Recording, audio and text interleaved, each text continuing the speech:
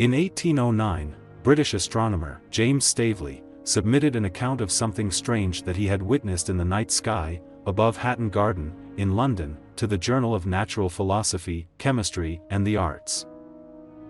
In his detailed letter, Mr. Staveley recounted an otherworldly spectacle he had witnessed above the city, for over an hour, leaving him completely baffled. He suspected that what he had seen might be a new meteorological or astronomical phenomenon, and expressed his hope that by submitting his story to the journal, other scientists would investigate it, and potentially figure out the nature of the phenomenon.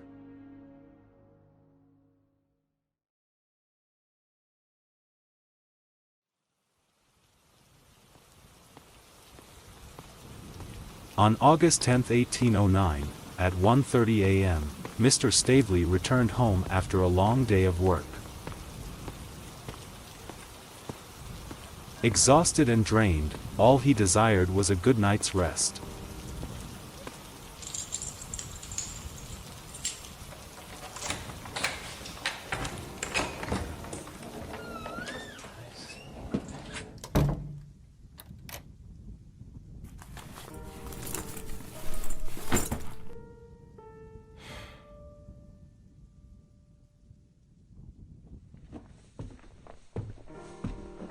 He made his way to his bedroom, and, as he was about to go to bed, he glanced out of his room's window, and was captivated by the sight of a thunderstorm taking place.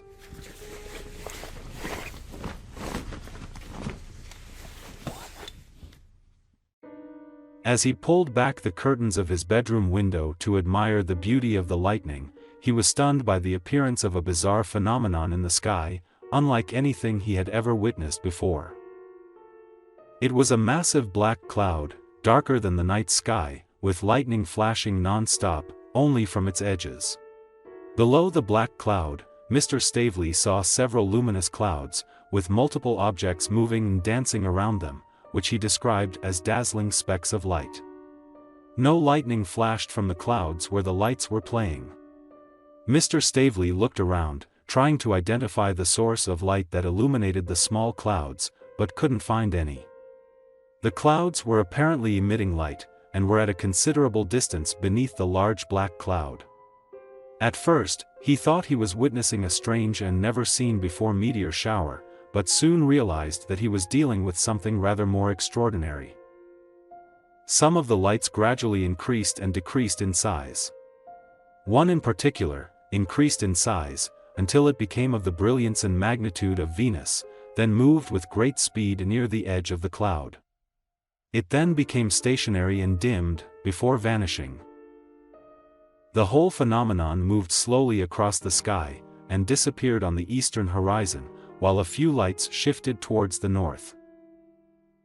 30 minutes later, new luminous clouds appeared, with multiple orbs playing around them, and followed the same path, before fading away. This time, however, the clouds resembled the Milky Way galaxy. Mr. Staveley watched the spectacle for about an hour, and was able to verify and confirm that the lights, especially the one that was unusually bright, were not stars. He was adamant that what he had seen was very real, and not an illusion or a misperception. James Staveley's letter was accompanied by a sketch that he made of the luminous clouds, and noted that the drawing isn't very accurate. I find this case quite interesting and difficult to explain. My initial thought was that the phenomenon could be attributed to ball lightning, given that the event occurred during a thunderstorm. However, the duration of the phenomenon, lasting about an hour, has led me to rule out this possibility, as ball lightning only lasts for a few seconds or minutes. Another puzzling detail in this story is the presence of the luminous clouds, around which the lights were dancing and moving. How were these clouds emitting light?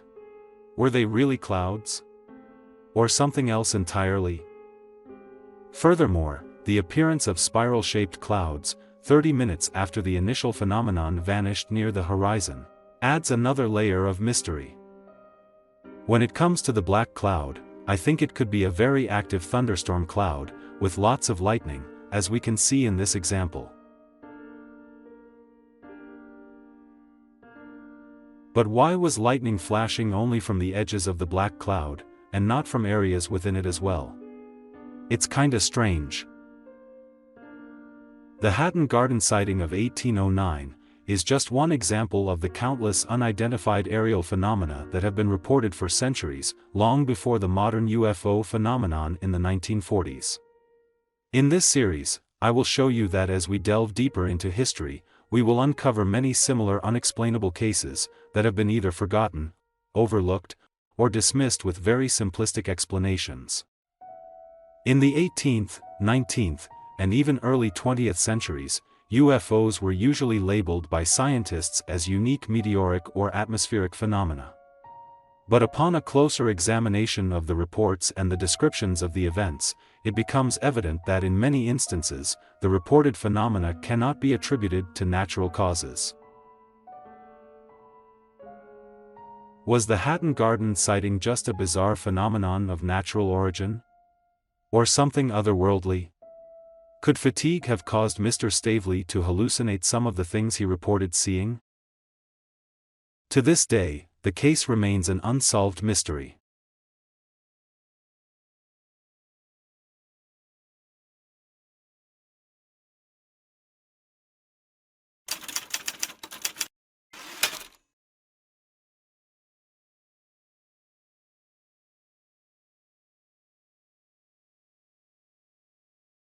In October 1814, the French scientific journal, Annals of Chemistry and Physics, published in its 92nd volume, an excerpt from a letter, written by Mr. John Florimond Boudon de Saint-Amans, in which he gave a detailed account of meteorites falling near the city of Agen, on September 5, 1814.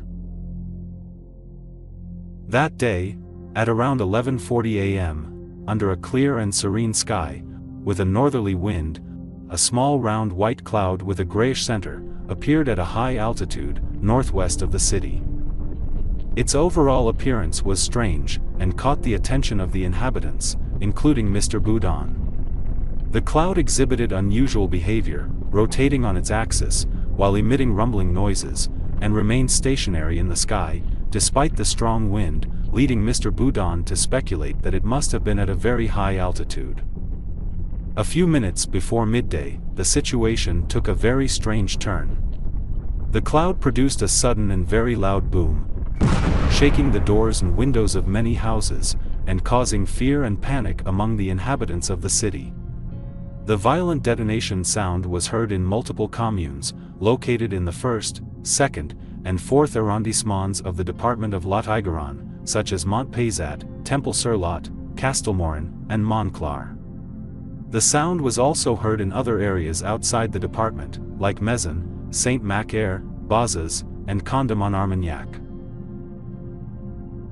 The first detonation was immediately followed by 3 or 4 others, at an interval of half a second.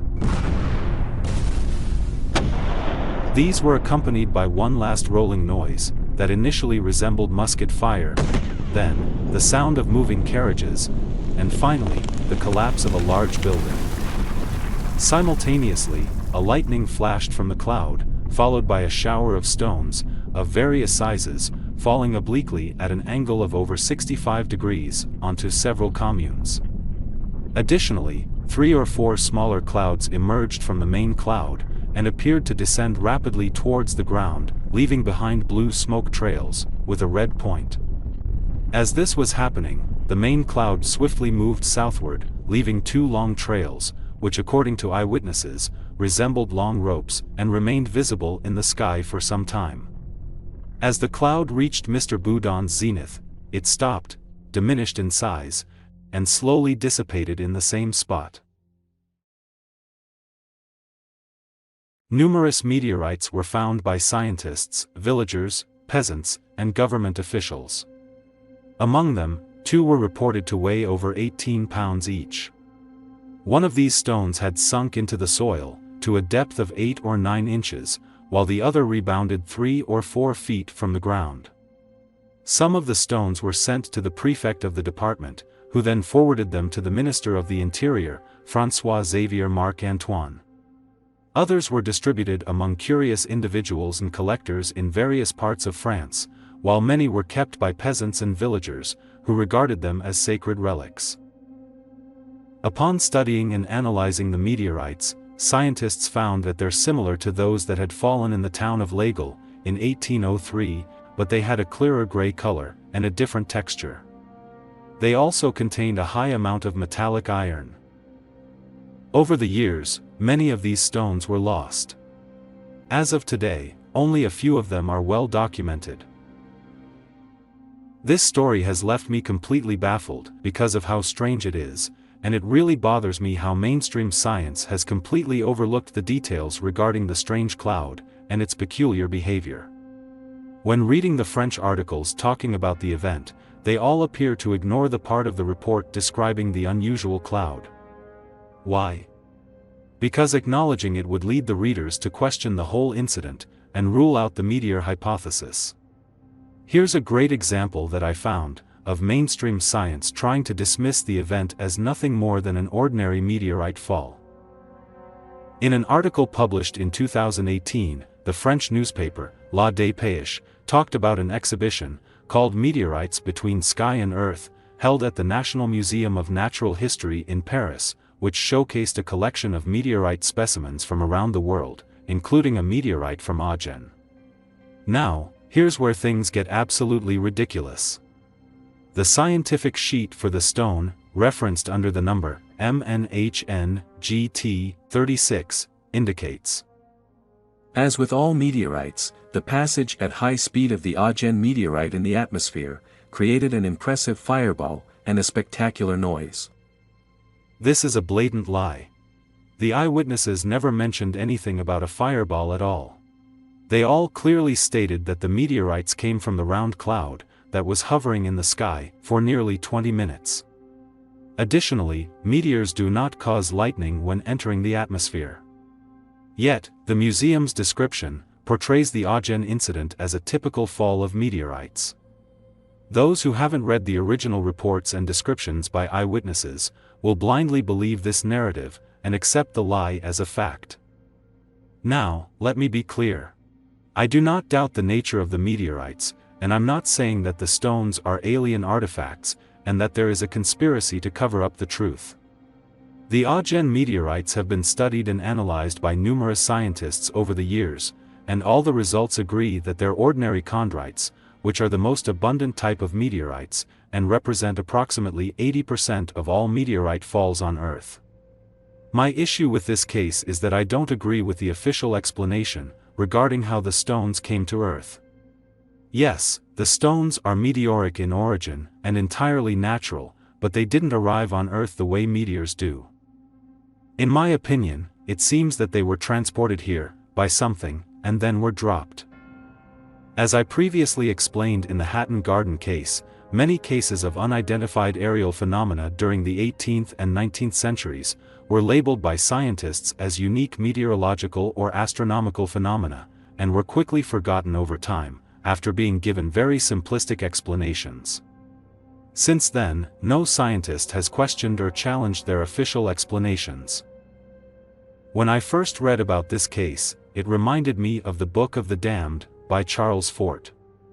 In this book, Fort presents numerous examples, similar to the Agen incident, where people reported witnessing unidentified objects and phenomena in the sky, releasing organic or inorganic materials. Sometimes, these materials were never found, despite thorough searches of the sites where they were dropped. A parallel can be drawn with modern-day close encounters of the second kind, where UFOs leave physical evidence at the locations where the sightings occurred. The evidence can manifest as marks on the ground, soil disturbances, scorched or burned vegetation, electromagnetic effects, high radiation levels, and sometimes out-of-place fragments of minerals or metals. I think that the mysterious cloud could either be a very rare and bizarre phenomenon, possibly of both astronomical and meteorological nature, occurring under very specific conditions, or it could be a UFO that dropped the meteoric stones, either accidentally or on purpose, for unknown reasons.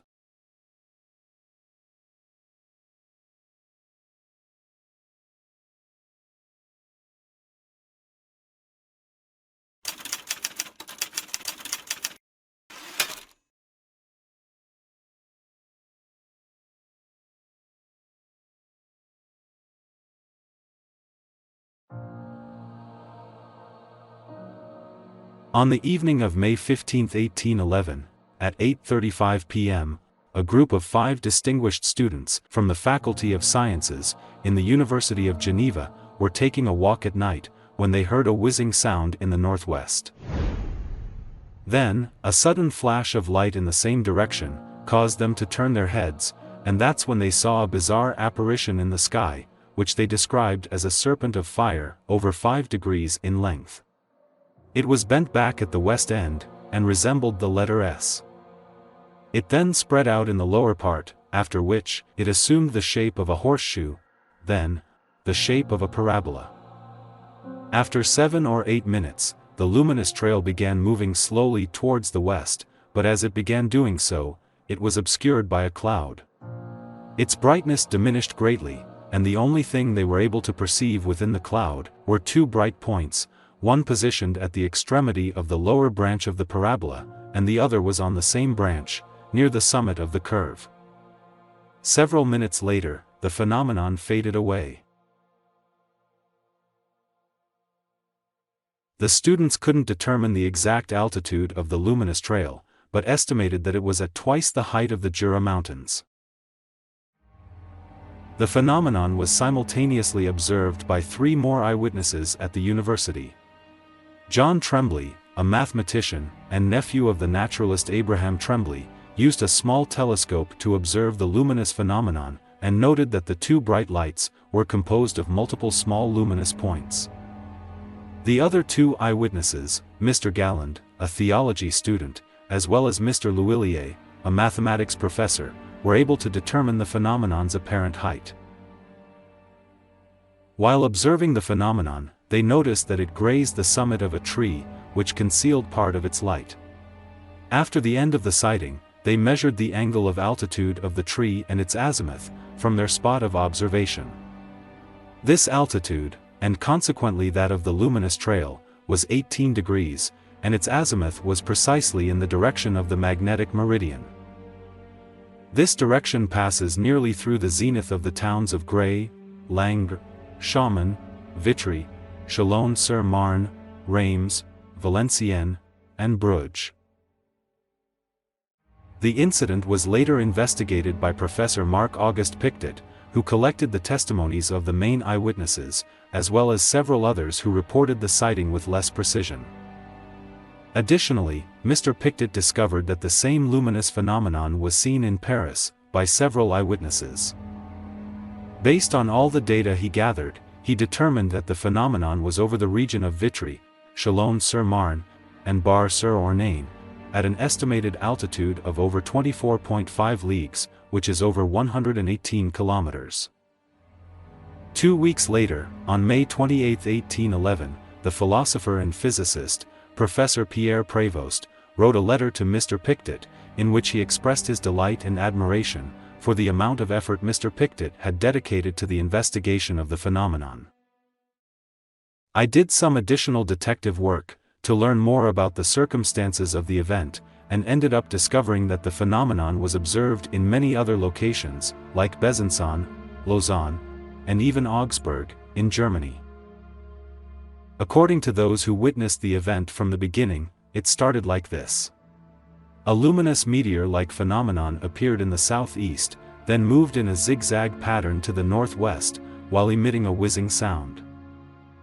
It stopped, and hovered in the same spot for over 8 minutes, during which time, it morphed into different shapes, before hiding behind a cloud. The cloud wasn't thick enough to completely obscure the luminous trail, so people were still able to see it within the cloud. 30 minutes later, the phenomenon lost its fiery appearance, and turned into an elongated dark cloud, which slowly faded away. Some said that the meteor had shattered into pieces, while most people said they didn't see any explosion. Others said that the cloud was made by the phenomenon itself, while others said it was already there. The reports from France and Germany gave slightly different descriptions of the phenomenon, and contained some discrepancies, unlike the initial reports that came from Switzerland, which all corroborated each other.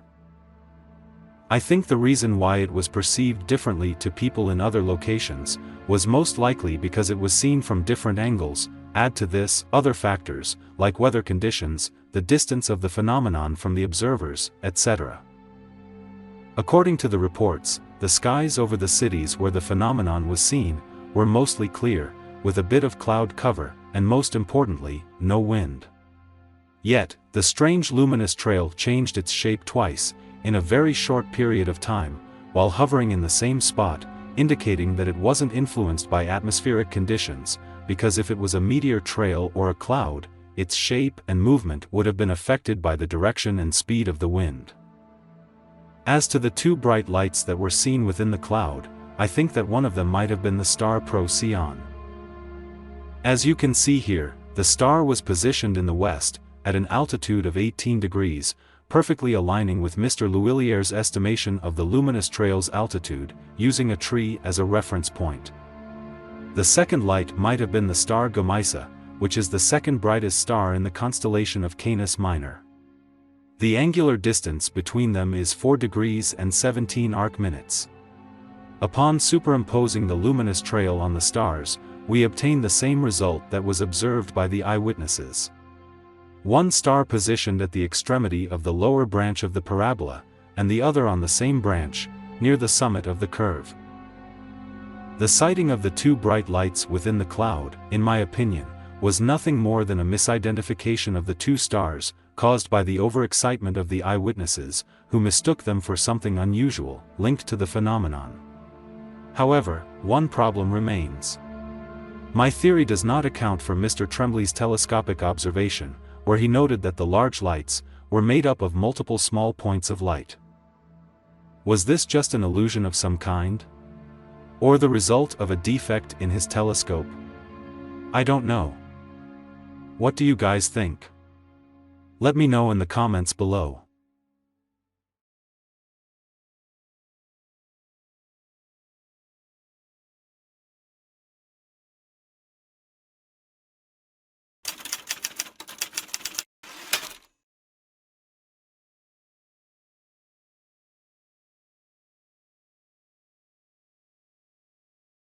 In July 1812, Louis-Joseph Marie Robert, a French physician, historian, and naturalist from Provence, a region in southeastern France, bordering Italy and the Mediterranean Sea, published a descriptive historical record of earthquake phenomena in the area of Manosque, titled Historical Note on the Earthquake of the Village of Beaumont. The book described the earthquakes, the damages, but also the luminous phenomena that occurred in the area surrounding the town of Manosque. On several occasions, the town was hit by earthquakes, most of which occurred along what is known as the Durance Fault, the site of a relatively high rate of damaging earthquakes. According to the archives that keep traces of these events, the oldest earthquake dates back to December 13, 1509. On August 14, 1708, another earthquake occurred, causing great damage and landslides. The town's masons identified over 740 damaged buildings. Surprisingly, no deaths linked to the earthquake were reported. On March 20, 1812, the region was again shaken by another earthquake, and major damage was recorded in Beaumont-de-Pertuis and Pierre-Vert. The area suffered more than 100 aftershocks, between March 20 and June 2, and during that period, multiple eyewitnesses reported seeing what they described as bright electric flames, coming out of the ground. In Saint-Oule and Manosque, it is said that a great light, resembling an aurora borealis, had appeared in the sky, and remained suspended in the air for a few minutes. These occurrences can be explained as earthquake lights, which are unusual luminous phenomena that happen before, during, or after an earthquake. They can appear in the sky or near the ground, and their colors range from white and blue, to yellow, green, or red. They also are reported to have various appearances, the most common being bright flashes of light. Sometimes they appear similar to auroras, and sometimes they look like glowing orbs. The exact cause of earthquake lights is not fully understood, and remains a subject of scientific investigation. It's important to note that earthquake lights are relatively rare, and not all earthquakes are accompanied by these phenomena. They have been reported throughout history, but their occurrence is still not fully understood or predictable.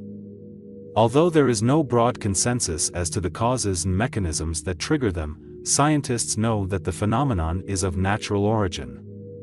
However, the reason why the 1812 earthquake caught the attention of some French ufologists is because of a bizarre and unexplained incident that occurred on May 4, and which was mentioned in Mr. Roberts' book.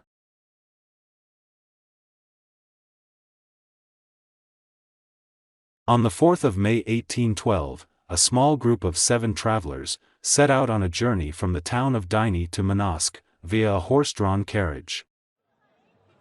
The day began like any other, with the travelers securely stowing their belongings and supplies in the carriage, while feeling excited and eager to start their journey.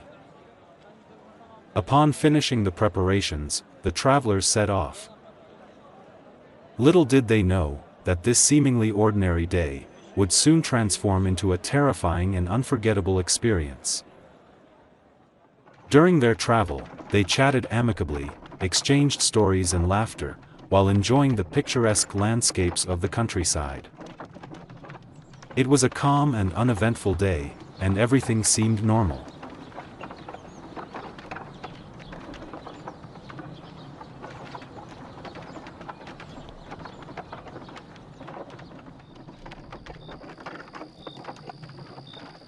As the travelers approached some fields near the outskirts of Manosque, they were startled by the sudden apparition of a ball of light, hovering in front of them, which then split into 4 lights.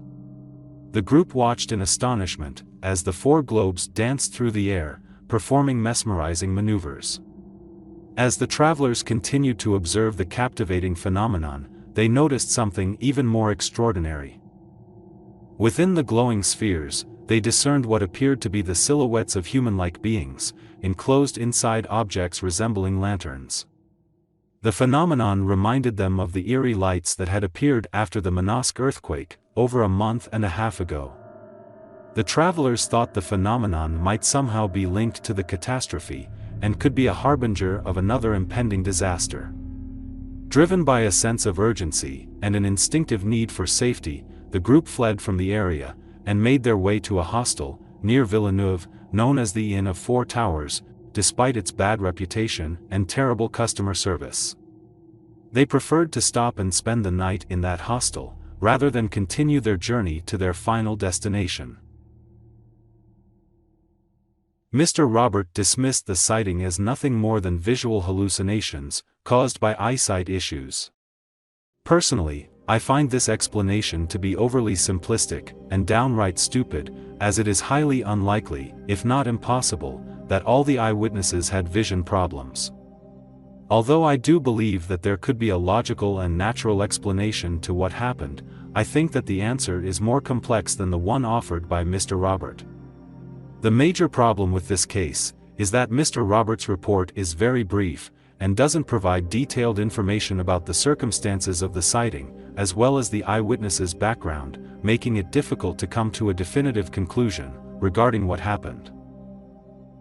If this is a case of collective hallucination, my guess is that it was caused by post-disaster anxiety and stress, due to the traumatic experience of the March 20th earthquake and its aftermath. There are also other factors that may have played a role in influencing the eyewitnesses' perception, and triggering their hallucinations. For example, their sobriety during the encounter remains uncertain, leaving room for the possibility that excessive alcohol consumption had distorted their perception, triggering delusions and vivid hallucinations. Additionally, the cultural and religious beliefs held by the travelers might have influenced their perception and interpretation of the event as well. Whatever the case may be, the story of the 7 travelers and their encounter with the luminous UFOs remains an unsolved enigma.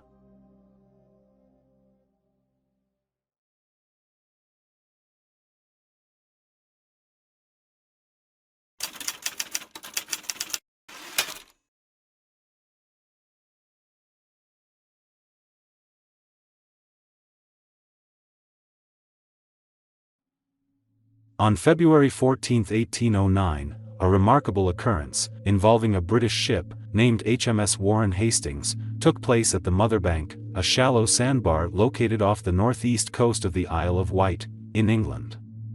The ship was recently launched at Portsmouth, and was moored at the Mother Bank, when the incident occurred.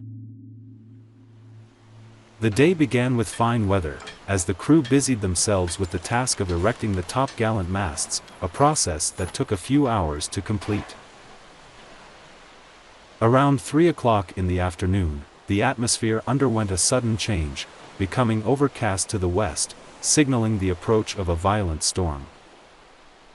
Sensing the urgency, the ship's officers swiftly dispatched multiple sailors to climb up the masts, and strike the top-gallant masts as quickly as possible. However, as they labored to lower the masts, the wind intensified dramatically, accompanied by torrents of rain, and heavy claps of thunder. Amidst the chaos caused by the storm, a strange phenomenon unfolded above the ship. 3 distinct balls of fire materialized in the sky, capturing the attention of all the sailors. One of these fiery orbs descended upon the main topmast cross tree, with a sudden and devastating force, killing a man on the spot. The impact also set the main mast on fire, which continued for over 5 minutes, and then went out, thanks to the rain. The sailors, both on the mast and below deck, were petrified with fear. Some rushed to help their fallen comrade, but before they could reach him, the second fireball descended, striking one of the sailors who had come to the rescue. The unfortunate sailor fell down upon the guard iron in the top, then bounced off, and collided with the cross-jack braces. Although he managed to survive the fall, he suffered severe burns and injuries that necessitated the amputation of one of his arms, as the only means of saving his life. While the terrified sailors were still struggling to comprehend the nature of the phenomenon, and why it was attacking them for no apparent reason, the third fireball came down, and struck a Chinese sailor, killing him immediately, and damaged the main mast in several places. The force of the air from the velocity of the third ball knocked down the chief officer, Mr. Lucas, who fell below, but sustained only minor injuries. According to the eyewitnesses, a nauseous and sulfurous odor permeated the ship for some time after the storm had subsided.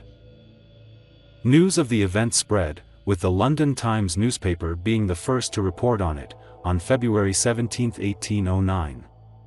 Subsequently, the incident was mentioned in various media outlets, such as the 79th volume of the Gentleman's Magazine, as well as in scientific books, such as the first volume of The Climate of London, published in 1818, by British chemist and meteorologist, Luke Howard. The official explanation for the incident was that it was a manifestation of ball lightning, which is a rare and unexplained natural phenomenon, characterized by luminescent spherical objects that range in size, from pea-sized to several meters in diameter. There are several elements in the story that are consistent with the ball lightning theory, such as the color of the orbs, as well as the foul sulfurous odor left by the fireballs. Additionally, the fact that the phenomenon occurred during a storm, and lasted only a few minutes, which is the typical lifetime of ball lightning, further supports this theory. However, the only strange detail that stood out for me was that all 3 fireballs seemed to have specifically targeted the sailors, whereas ball lightning is known for its random and unpredictable behavior and trajectory. Moreover, the second and third fireballs only attacked after the sailors had attempted to rescue the injured, and retrieve the bodies of those who had been killed. It was as if the mysterious fireballs were trying to prevent the sailors from helping those they had targeted, and that, in my opinion, suggests they were under some kind of intelligent control. It should be noted that there are numerous cases of ball lightning causing harm or death to humans and animals, as well as causing damages to buildings, vehicles, devices, etc. But the reason why this case is unique in my opinion, is because all the fireballs behaved in the exact same manner, as if they had a shared purpose. Such uniformity is unusual for ball lightning. Nevertheless, based on the information that was gathered about the case, as well as the results of scientific investigations, the ball lightning theory seems to be the most plausible explanation to what happened. In conclusion, whether the sailors encountered a natural phenomenon, or something beyond human understanding, the Warren Hastings incident of 1809 remains an interesting and fascinating case to this day.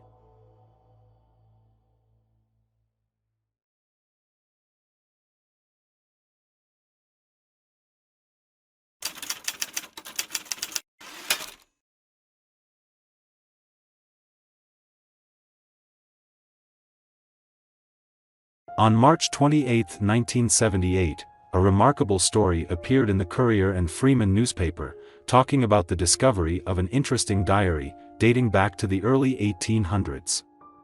The diary, which belonged to a Potsdam man's great-grandmother, contained an entry describing a UFO sighting, in 1808. The passage was interpreted by the man's wife, Dr. Judith Becker Ranlett, a historian who taught at the State University College at Potsdam, as a first-hand account of a UFO sighting, in the early 19th century. The diary had a handmade cover, crafted from cloth, and backed with newspaper. It was written by Mrs. Cynthia Everett, a school teacher who taught in Maine, during the early 1800s. She was born in Rutland, Massachusetts, in 1785. In 1804, she moved to Maine with her family, and kept the diary between 1804 and 1815, the year she got married. The diary had been passed down through the family, and it wasn't until the early 1970s that the manuscript came into the possession of Dr. Ranlett's husband. In 1977, Dr. Ranlett undertook the task of studying the manuscript and transcribing it into 600 typewritten pages. It was then that she first read the passage that she believes describes a UFO sighting. The account is written in a firm hand, on yellowing rag paper, that is in remarkably good condition. The entry begins as a new paragraph to her recollections of the events of July 22, 1808. The following is the diary entry in question. About 10 o'clock, I saw a very strange appearance. It was a light, which proceeded from the east. At the first sight, I thought it was a meteor, but from its motion, I soon perceived it was not. It seemed to dart at first as quickly as light, and appeared to be in the atmosphere, but lowered toward the ground and kept on at an equal distance, sometimes ascending, and sometimes descending. It moved around in the then visible horizon, and then returned back again, nor did we view it till it was extinguished.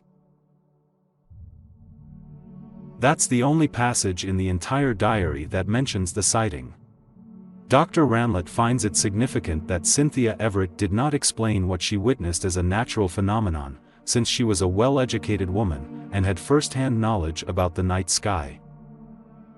She was the kind of person who would have explained it as a natural phenomenon, if she could have. In fact, she did. Her first thought was that it was a meteor.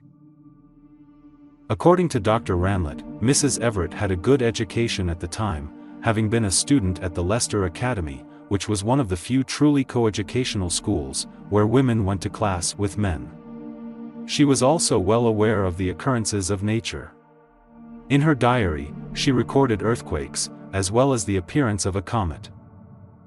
Dr. Ranlett deduced that the sighting must have taken place during the night, since Mrs. Everett would have been teaching school at 10 a.m.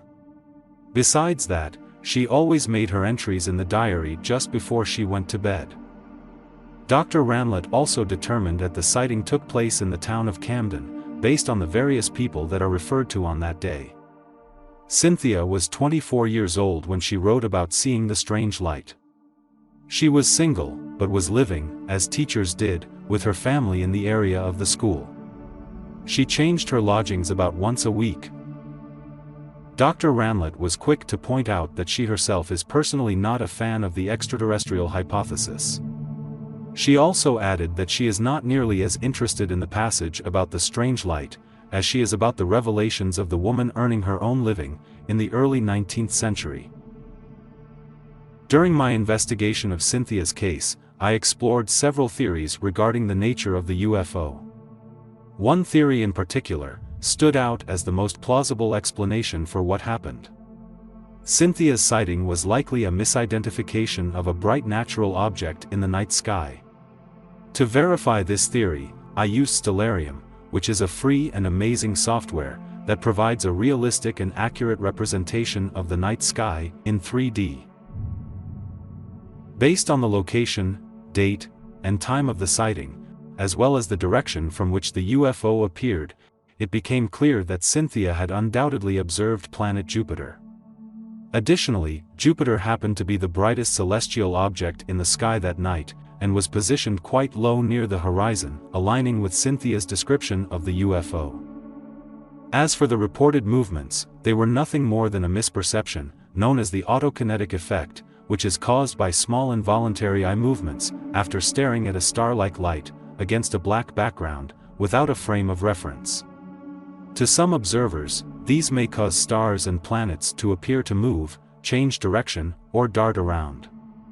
As to the disappearance of the light, it was likely due to a cloud cover, obscuring the planet's visibility. In conclusion, based on my findings, it is now clear that what Cynthia Everett witnessed on the night of July 22, 1808, was without a doubt, planet Jupiter. Mystery solved.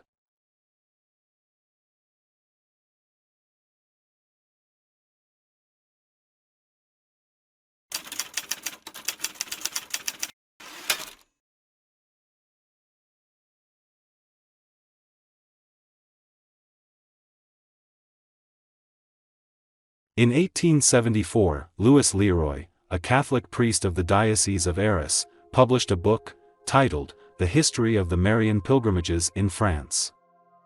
It is divided into 2 volumes, the first of which was published in 1873. The book covers the pilgrimages that took place in France, from the beginning of Christianity, until the 19th century. It describes the various pilgrimage sites, the miracles that occurred in them, as well as the religious practices associated with the sites.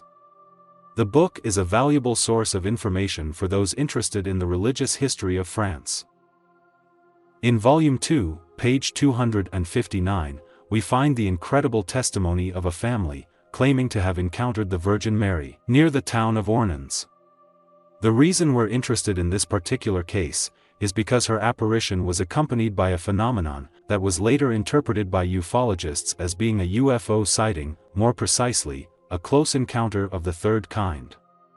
According to UFO researchers and enthusiasts, the case is one of many examples that demonstrate the existence of a connection between the UFO phenomenon and spirituality, and serves as evidence of their influence on our beliefs, and their impact on religions.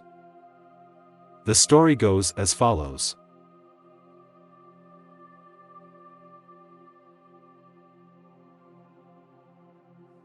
In the area of Mézières, near the town of Ornans, there existed a place called Grand Champ, where a majestic and old oak tree once stood.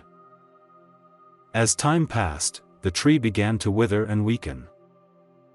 By the year 1839, it had reached a state of decay that posed a threat to the lives of those who passed by, as it appeared to be on the verge of falling. The locals, reluctantly acknowledging that the tree's demise was imminent, made the difficult decision to cut it down. News of the oak tree's fate spread throughout the region, and a crowd of people arrived at the scene, to witness the tree's last moments, and bid it farewell. A somber atmosphere settled over the place. The sight of the tree being cut down, evoked deep feelings of sorrow and sadness among the locals, with tears being shed by some. But what was the significance of that tree? And what was the reason behind such sadness and regret over its loss? It all started in April 1803, when a 13-year-old girl by the name of Cecile Mill, along with her friend, were heading to the church of Saint-Envaray, where she was to make her first communion. Cecile Mill was born on October 16, 1789. Her father, Pierre Antoine, and her mother, Baïse Poincherier, ran a farm in Malcotte.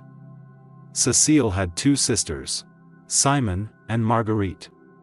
Since the French Revolution, no celebration of the First Communion had been practiced in the Church of Saint-Envaray, because the revolutionaries sought to diminish the influence of the Catholic Church, which was closely tied to the monarchy, and seen as a symbol of the old regime. They implemented measures to secularize society, and attacked religious symbols and practices, as part of a campaign to de-Christianize the country. Despite this, Catholicism was reinstated as the predominant religion of the French people in 1801, and the Catholic Church gradually regained its influence, thanks to the efforts of Napoleon Bonaparte. Cécile hadn't received her first Holy Communion yet, and it wasn't until April 3, 1803, that she was finally able to receive this sacrament, at the age of 13. That day, Cécile was heading to the church of Saint-Varay, accompanied by her friend. Both were filled with joy and excitement, and were praying with their beads while walking to the event. Upon reaching the road to Ornans, Cécile caught sight of a beautiful lady dressed in white, accompanied by 2 lights. At first, the 2 girls thought that the lady was just an ordinary person, who had decided to wait for them to accompany them to the church. But, they quickly realized that there was something supernatural about her. As she approached the old oak tree by the roadside, the lady stopped, smiled at Cécile, and then effortlessly rose into the air, along with the 2 lights, before vanishing in plain sight. Cécile was in shock, and couldn't contain her excitement. She kept screaming and pointing at the apparition, but her friend couldn't see anything, despite being just beside her. The 2 girls ran back to their homes to share their incredible encounter with their families. However, Cécile's parents met her story with skepticism, and dismissed it as a figment of her imagination. Her mother, attempting to rationalize the encounter, suggested that Cécile had simply seen fireflies, a theory the young girl vehemently rejected. Determined to prove the authenticity of her encounter, Cécile managed to persuade her family to accompany her back to the old oak tree, in the hopes of witnessing the extraordinary event once again. A moment later, and just as Cécile had predicted, the mysterious lady and the 2 lights reappeared before her eyes, and disappeared in the same way as before. Yet again, only Cécile could perceive the presence of the phenomenon. Unable to comprehend what was happening, her family accused her of being a visionary, and told her that she's either hallucinating or lying to them. Cécile's story was soon forgotten, and life went on as usual. A few months later, something even more peculiar occurred. On the morning of August 15, 1803, at around 7 or 8 o'clock, Mr. Pierre-Antoine Mille departed from his home with his 3 daughters, to attend the Feast of the Assumption at the church. He was also accompanied by his friend, Louis Sueur, who was a merchant and a basket weaver. Upon passing near the old oak tree, 2 lights emerged from it, dancing in a mesmerizing manner. Unlike the previous occurrence, this time, they were all able to see the phenomenon. Despite their astonishment, they couldn't stay for much longer. They had to leave for the church, so that they won't be late for the ceremony. After the end of the feast, the group shared the story of their encounter with the attendees, sparking the curiosity of everyone in the church. News of the remarkable event spread like wildfire in the region, and a crowd quickly formed, intent on unraveling the secrets hidden within the oak tree. Led by Mr. Mille and his friend Mr. Sueur, the crowd arrived at the tree. The 2 men stepped forward, equipped with an axe and a ladder, and before touching the tree, they both kneeled down as a form of respect, and recited some prayers.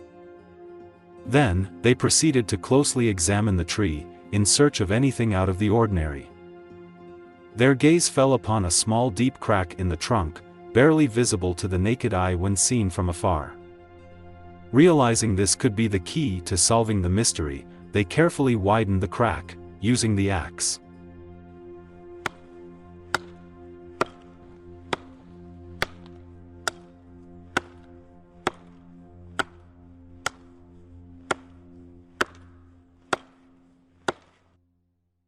They ended up uncovering a hidden cavity within the tree.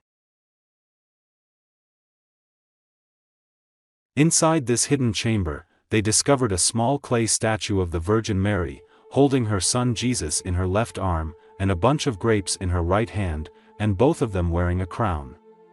The globe that Jesus is holding is known as Globus Cruciger, meaning cross-bearing orb, and symbolizes Christ's dominion over the world. The church's priest, Father Dupuy, was called to the scene, to check out the miraculous discovery.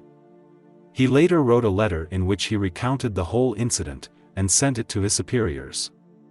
It wasn't until May 31, 1844, that Cardinal Mathieu, Archbishop of Besançon, formed a commission to investigate the origin of the artifact. The statue has been dated to the 17th century, and was probably crafted in a nearby pottery, in the town of Étrepigny. For unknown reasons, the statue had been left in the oak tree for several decades, and as the tree continued to grow, the cavity in which it was placed became less and less apparent. After the discovery, the statue was placed back in the tree and protected by a metal grid. In 1839, the oak was cut down for safety reasons, and the artifact was entrusted to a family by the name of Pierre de Mézières. Today, the statue can be found in the chapel of Notre-Dame-Du-Chêne, which was built in 1869, near the site where the oak tree once stood.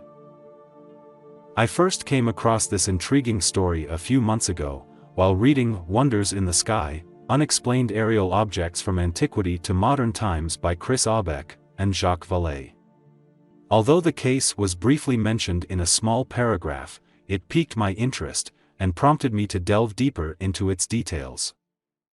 After doing some research, I discovered that this particular incident was not an isolated case. Throughout Western Europe, there are several religious sites that bear the name Our Lady of the Oak, due to reported Marian apparitions, involving oak trees. In certain instances, such as this one, the Virgin Mary was accompanied by mysterious orbs of light. These luminous spheres seem to serve as guides, leading people towards a hidden artifact within the oak tree. Sometimes, the lights would appear first, emerging from the tree, and behave in a way that captures people's attention, almost like an announcement, or a prelude, before the Virgin Mary herself materialized, to deliver her spiritual message. Here are some of the examples that I found. In 1496, a young shepherdess was grazing her flock on a hill, not far from the town of Batola. While the sheep were grazing in the bushes, she was resting under an oak tree, when all of a sudden, an intense light emerged from the branches of the tree. The young shepherdess looked up, and saw, in a celestial vision, a majestic woman, shining very brightly, and holding a child in her arms. The lady addressed a message to the ecstatic young girl, telling her that she's the Madonna, and asked her to tell the officials of the town that she wants a church to be built in the place of her apparition, under the title of Mary of the Oak, to the honor and glory of her son Jesus. The inhabitants of the area immediately fulfilled Mary's request, initially building the church, and later, a Franciscan convent. In 1494, shepherds from the village of Vian, in the province of Anjou, noticed that a large oak tree, located in a marshy area near their village, appeared to attract some strange-looking doves. They were completely white, and would perch on the tree's branches all day. Some villagers tried to catch them or chase them away, but without success. Things took a bizarre turn, when reports began to circulate among the villagers, about unusual phenomena occurring at night. They claimed to witness mysterious fiery orbs, emerging from the ground, and crowning the top of the tree. Realizing that the tree must be sacred, the villagers began to pray around it. The priest of Vian, James Buret, was informed about the situation, and went to investigate. Fearing that the prayers and religious practices could lead to the formation of a pagan cult, with the oak tree being its place of worship, he placed a small statue of the Virgin Mary in its trunk. Since then, numerous villagers from Vian and the surrounding areas would visit the tree, laying flowers near the statue, accompanied by wishes and prayers, and according to their testimonies, many were answered. Over the years, multiple unexplained incidents, apparitions, and miraculous healings have taken place at the site, all of which have contributed to its growing fame in the region. As a result, a chapel was constructed at the site in 1515, and was later transformed into a basilica in 1894. Now, the question remains: what did those people really see? Are these stories nothing more than fabricated tales and legends? Or is there some truth to them? And if so, could there be a natural cause for these phenomena? Could it be that the cultural and religious backgrounds of the eyewitnesses played a role in influencing their perception and interpretation of the encounters? Let me know what you think in the comments below.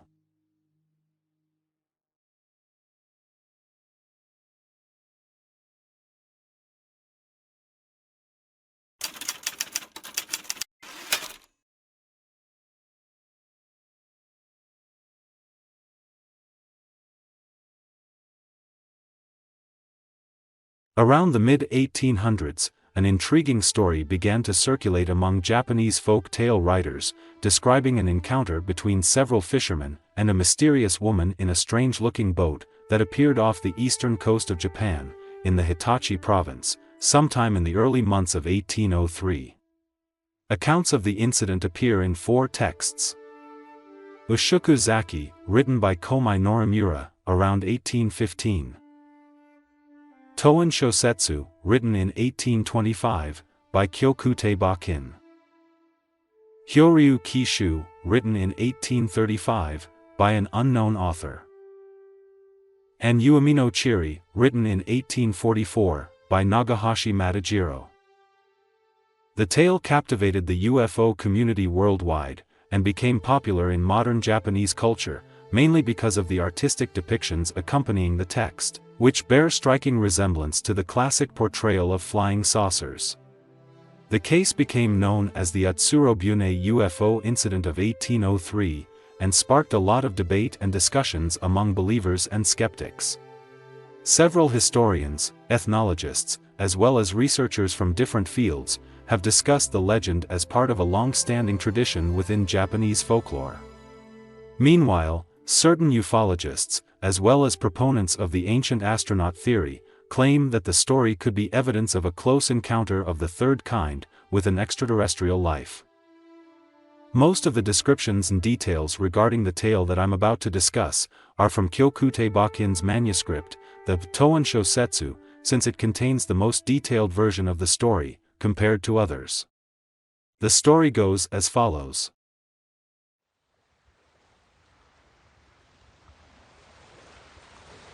It all began in the coastal region of the Hitachi province, in a small village near the Hariadori beach. The inhabitants were living a peaceful and simple life. Their lives revolved around mundane activities, particularly fishing. One day, a bizarre incident disturbed the tranquility and peace of the village. One morning in 1803, while the local fishing crews were busy casting their nets, seeking fresh and bountiful catch, they noticed what looked like a vessel, drifting in the distance. But, there's something strange about it. Its appearance was very unfamiliar to them, and didn't resemble the conventional boats they usually see. Intrigued and concerned, several fishermen volunteered to investigate the situation. They slowly and cautiously approached the mysterious vessel, attached some ropes to it, and towed it to land. Once on land, they proceeded to closely examine the object. It was 3.30 meters high, and 5.45 meters wide. Its upper part appeared to be made of red lacquered rosewood, and had 3 windows, made of glass or crystal, covered with a metal grid, and clogged with some kind of tree resin. The glass was thick, making it difficult to see what's inside. A thickened rim encircled the boat's middle section. The lower part was covered with metal plates, which appeared to be made of iron, of the highest quality. The overall shape of the object reminded the fishermen of a wooden rice pot. Others compared it to a bowl full of rice, while others compared it to an incense burner. Some fishermen knocked on the object to see if it's completely solid, but were surprised by the hollow sound it emitted. Suddenly, one of the windows opened like a hatch, and a mysterious woman came out of the vessel. She was a lone passenger. She appeared to be in her early 20s, and was over 1.5 meters tall. Her skin was very pale. She had red hair and eyebrows, and the hair was elongated by artificial white extensions, which could have been made of white fur, or thin white powdered textile streaks. The hairstyle was completely unknown to the Japanese. She wore long and smooth clothes, made of unknown fabrics. As she descended from the boat, she grabbed a yellow box with her, which she always clutched, and didn't allow anyone to touch it, no matter how kindly or pressingly the witnesses asked. Whatever its content was, it must have been of great value for her. The fisherman attempted to communicate with her, but she spoke in an unknown language, making it impossible for them to determine her identity and origins. Throughout the interaction, the woman displayed friendliness and courtesy, while occasionally behaving in an odd manner. One of the fishermen climbed the boat to investigate its interior, and upon entering the vessel through the hatch-like window, he found that the inside was decorated with texts and symbols, written in an unknown language. Depending on which story you read, there were symbols both in the interior and exterior of the object. It is also said that one of the symbols inside the vessel resembled the flag of the Joseon dynasty in Korea. Various items were found inside the boat, including what appeared to be soft bed sheets or carpets, a large bottle filled with water, some cakes, and kneaded meat. Other sources mention the discovery of a beautifully decorated cup, with ornaments no one could identify. The villagers detained the woman, and tried to decide what to do with her. One of the witnesses who was present at the scene, who was an old man from a nearby village, theorized that she was possibly a foreign princess, exiled by her father because of an extramarital love affair that resulted in her lover's execution. Subsequently, she was put in this boat by force, and left to the mercy of the sea. Her lover's severed head is inside the box, and this is why she wasn't willing to let anyone hold it. Moreover, the old man claimed that in the past, a very similar boat with a woman had washed ashore on a close-by beach. During that incident, a small board with a pinned head was found. The content of the box could therefore be the same, which would certainly explain why she protects it so much. If this theory turns out to be correct, it would lead to a political problem, and that would imply some sort of cost, because it would cost lots of money and time to investigate the woman and her boat. Since it seems to be a tradition to expose those boats at sea, the villagers thought they should bring the woman back to the mysterious boat, and let her drift away, which was what they ended up doing. Using gestures, the fishermen forced the woman to go back to the boat. They then pushed it back to the sea, and watched it slowly drifting out of sight. She was never seen again. Kyokute Ba-kin, the author of the manuscript, speculated that the woman might have been a foreigner from Britain, Russia, or America. The text ends with the author's request for anyone with information about this incident to come forward and share their knowledge. In 1844, Kyokute Ba-kin conducted the first historical investigation of the Utsuro-Bune Incident. He came across a book, called Rashia Bunkan Roku, meaning Records of Seen and Heard Things from Russia, written by Kanamori Kinken. The book provides descriptions of traditional Russian clothing, hairstyles, and a popular method of dusting hair with white powder. It also mentions that many Russian women have natural red hair, and that they wear skirts, similar to that of the lady of the legend. The accounts in the book are most likely based on the experiences of Daikokuya Kadeu, a Japanese castaway who spent 9 years in Russia. Based on this book, Kyokute suggested that the woman in the Utsuro-Bune incident might have been of Russian origin. He also questioned the origin of the alleged exotic symbols, found inside and outside the boat, because he is convinced that he had seen similar signs on a stranded British whaling ship, shortly before writing Toan Shosetsu.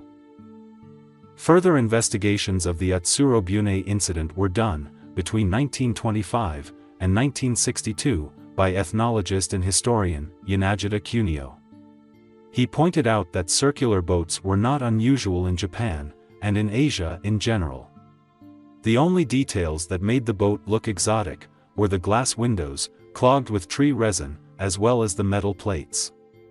Mr. Kunio added that the report seems to be based on a variety of Japanese folklore, known as Utsuro-Fune, or Utsubo-Fune, a series of stories handed down through generations, that preserved the ancient national memory of Japanese immigration. In ancient times, people immigrated to the Japanese islands from different parts of Asia, using simple dugouts. These small boats were referred to as Utsuro-Fune, Utsubo-Fune, or Utsuro-Bune, which all mean hollow boat in Japanese. After arriving at a Japanese island, some dominant families in Japan created the folklore, based on the national memory and myth, in order to bolster the political legitimacy of their rule. In these tales, a founding member of a family, usually a noblewoman, would be said to have come across the sea by boat. She is then rescued by someone, and in most cases, is sent back to the ocean. In the early versions of the folklore, the boat was a simple dugout, which is presently used in southern Asia. However, as time went on, people forgot the original shape of the dugout. To give credibility to the story, people had to improve the boat in the folklore, because skeptics claimed that it would be impossible to travel across such a long distance in the ocean, in such a simple dugout. So, a dome with windows was added to the simple boat. There are several other documents about Utsuro-Bune sightings in Japan. For example, in a book titled Hirakata Zuihitsu, we find a story that describes a round boat, docking at Yashidora, in the Itsumi district, which is the present-day Toyohashi city, in the Aichi prefecture. The incident occurred on May of the 11th year of Jinroku, which corresponds to 1698 AD. It is said that there was only one woman in the boat, and that she was carrying a man's head in a box. Locals tried to interrogate her, but they were unable to communicate with her, because of the language barrier, so they sent her to Nagasaki. Another Japanese legend is that of the origin of the Kono clan, of the Io province. In the 7th century, a fisherman named Wakagoro, from Gogo Island, found a 13-year-old girl inside an Utsuro-Bune, drifting at sea. He brought her to land, where she told him that she was the daughter of a Chinese emperor, and that she had been forced to escape her stepmother. The fisherman named her Wakahime, meaning Princess Wake, and raised her, before she married an imperial prince from the Io province, and gave birth to a son named Akimiko, the ancestor of the Kono clan. A part of this folktale held that she was responsible for bringing the first silk cocoons to Japan. Princess Wake is still worshipped at the Funakoshi Wakahime shrine, in the village of Funakoshi, on Gogo Island. Another legend that shares a lot of similarities with the Utsuro-Bune stories, is the legend of Kanjiki Hime, or the Golden Princess. It is said that in 286 BC, during the Yayoi period, a fisherman named Gondeu discovered a small wooden boat drifting at sea. Inside the boat, he discovered a beautiful young girl, who explained that she was a princess from India. Her mother had died, and her father remarried, but the stepmother hated her, because she was very beautiful, so she plotted to abandon her on a mountain, located in a remote island, but she miraculously survived. The Indian princess awarded the kindness of the fisherman and his wife, by bestowing on them the secrets of silk farming. Several relief carvings depicting the story can be found in one of the shrines where the princess is worshipped.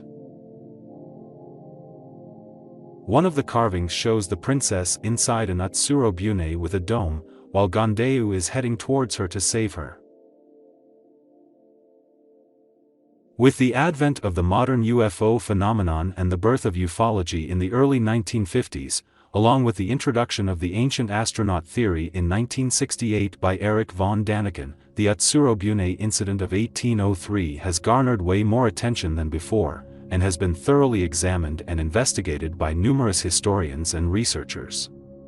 Among them is Dr. Katsuo Tanaka, a professor for computer and electronics engineering, from the Gifu University at Tokyo, who is renowned for having dedicated a lot of time and effort to solving the mystery. Since he began investigating the original scripts in 1995, a total of over 12 documents recounting similar stories have been uncovered.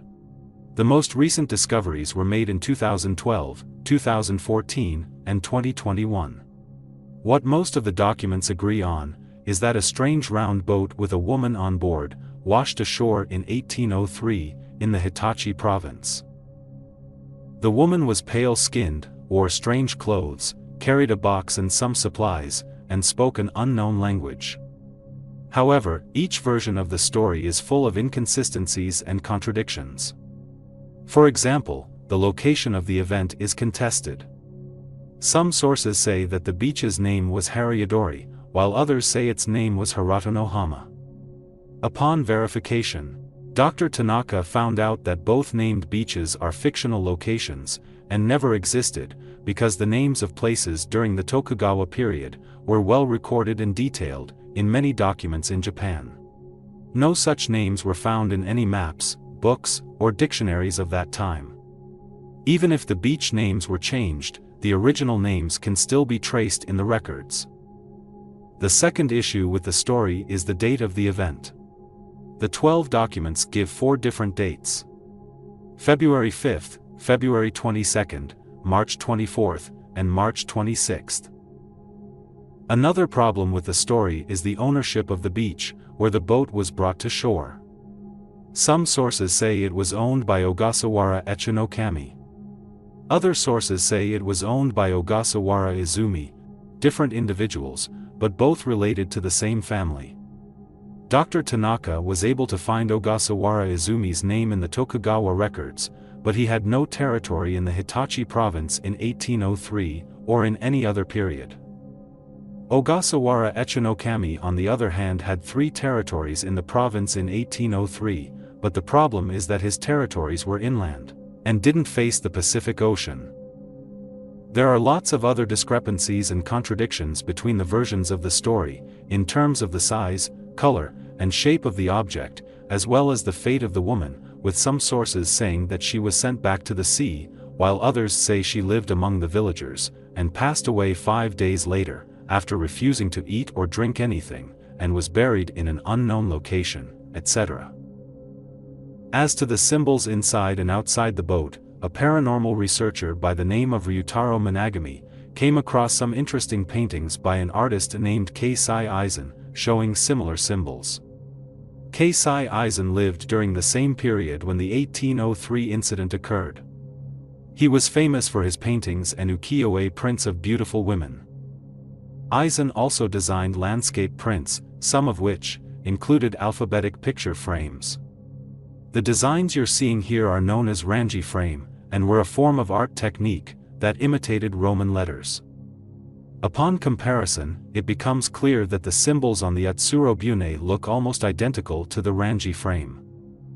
According to researcher Misako Matsuda, from the Keio University in Tokyo, Eisen's adoption of this technique was generally limited to personal experiments and works that were specifically commissioned as Western-style landscapes.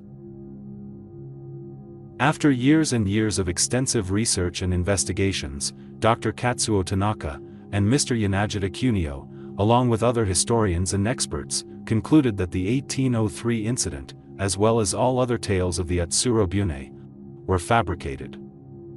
The basis of this conclusion is as follows. 1.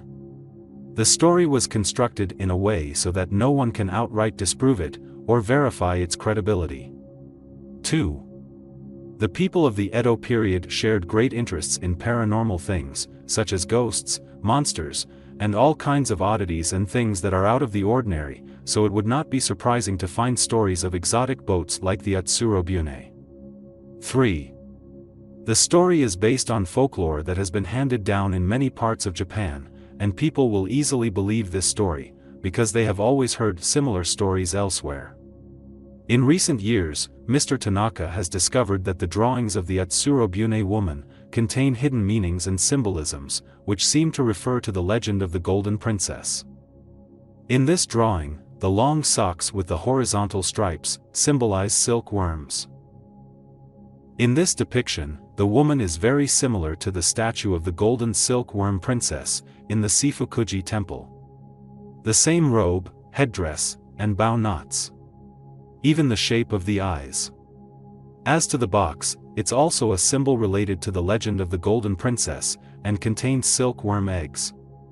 Other Japanese researchers and UFO enthusiasts have uncovered new meanings in 2 other drawings of the Utsuro-Bune woman. As you can see here, the clothes that she is wearing are completely different from the other drawings, and bear a striking resemblance to a nun's outfit.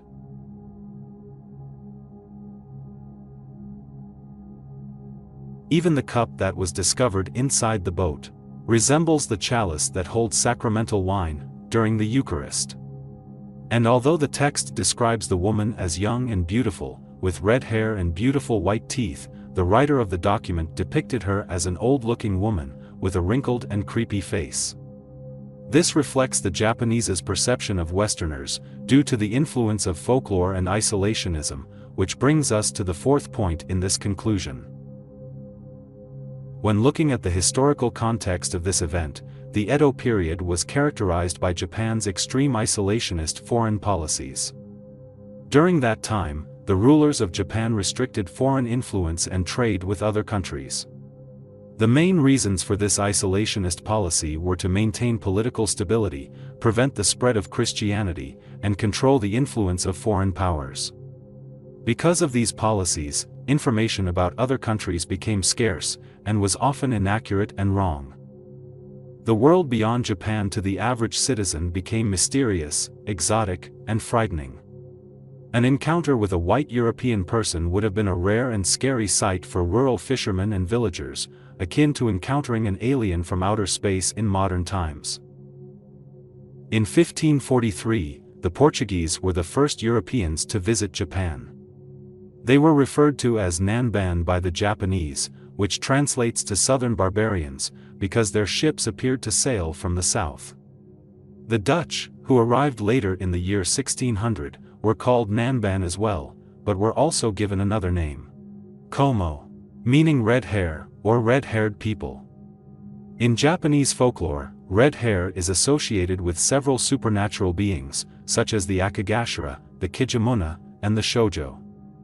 And because Europeans were very different from the Japanese, in terms of culture, technology, and physical appearance, they were often regarded as mysterious, outlandish, scary, and fascinating, just like the creatures in their folk tales. There are several examples of the influence of folklore and isolationism on the Japanese perception of Westerners, as well as their early depictions of them in art. As you can see here, Portuguese traders and explorers are shown with long noses and balloon-like trousers.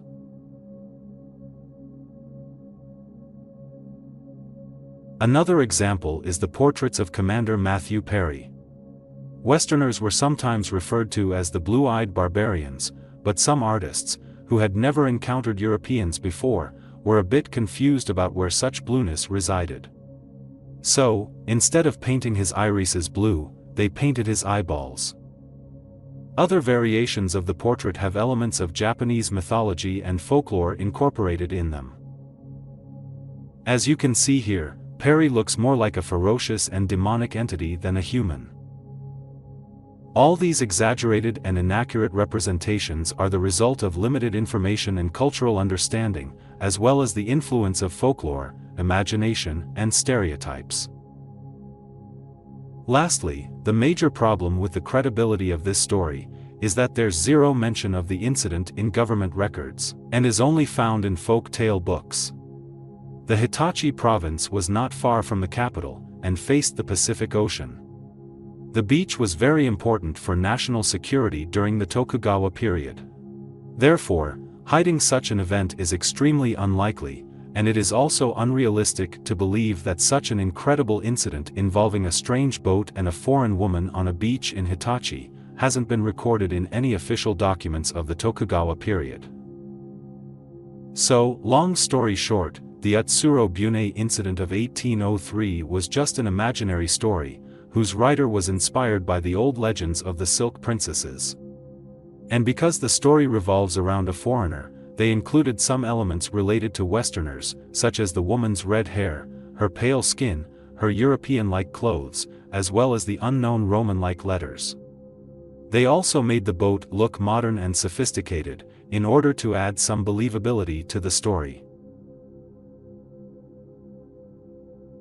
When Dr. Tanaka first began his investigation in the 1990s, he initially believed that the 1803 incident was simply an embellished account concerning a shipwrecked Russian whaler, but was unable to find any mention of such a disaster in official records to confirm his theory. As his research progressed over the years, Dr. Tanaka explored various hypotheses. He once speculated that even if the story was fictional, it could still contain some elements of truth, based on much older hearsay, and that the woman was possibly a European adventurer, a spy, or a figure of political or religious importance. However, after years of extensive research, and based on all the data he has gathered so far, Dr. Tanaka is now completely certain that the stories were entirely fabricated, and have no basis in reality. Dr. Tanaka also criticized the popular comparisons of the Utsuro-Bune with modern UFO sightings, and considered them to be far-fetched. He pointed out that the Utsuro-Bune, in all the legends, never flew or moved on their own, nor did they show any signs of flight capabilities or extraordinary technologies. They simply drifted motionless on the water.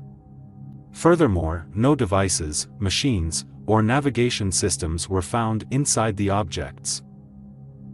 Nonetheless, he stated that he is still open-minded about the possibility that one day, historians may stumble upon unknown materials related to the Utsuro-Bune, containing new revelations, that could completely change our understanding and interpretation of the stories.